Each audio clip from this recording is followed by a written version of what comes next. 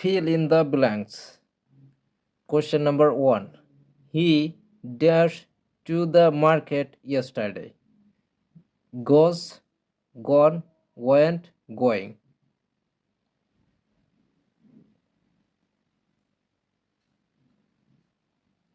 দেখেন আমাদের সেন্টেন্সের মধ্যে ইয়েস্টারডে শব্দটা আছে।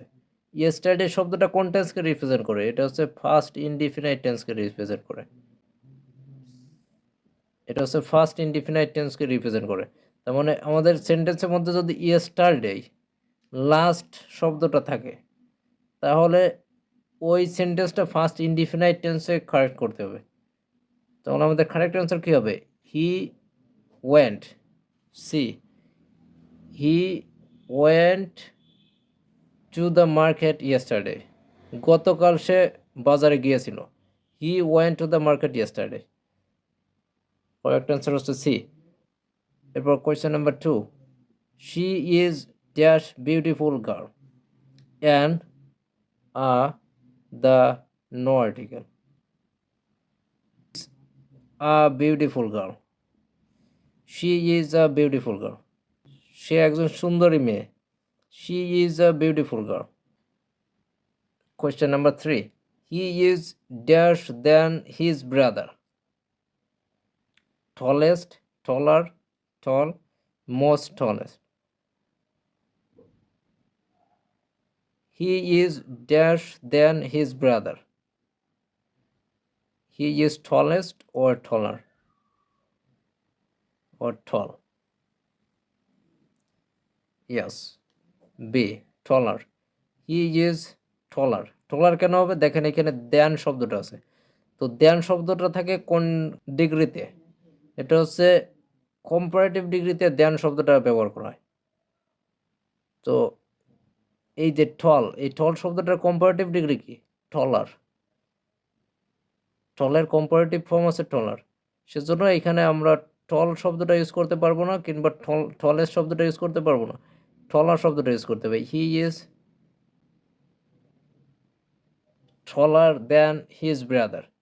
তার মানে সে হয় লম্বা তার ভাইয়ের চেয়ে। দ্যান হিজ ব্রাদার, তার ভাইয়ের চেয়ে সে হয় লম্বা। He is taller than his brother. Question number 4. I dash a poem last month. Write, I write a poem, or I wrote a poem, or writing or written.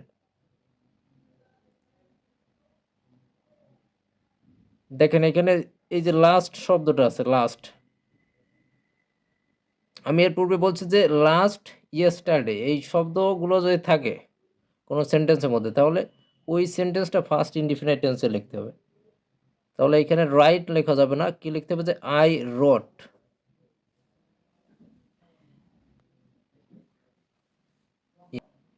I wrote a poem last month.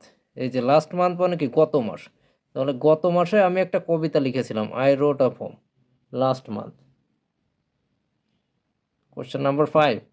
He speaks English dash fluently. More fluently, very, too, most. He speaks English dash fluently. More or very? Yes, very fluently. He speaks English very fluently. অর্থাৎ সে খুব fluently English বলতে পারে। He speaks English very fluently, সে খুব fluently English বলতে পারে। And this is the last question, question number 6. I have dash seen this movie before. Already, still, never, yet.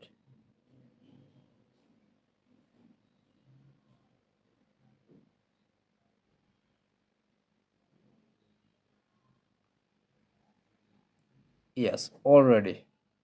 I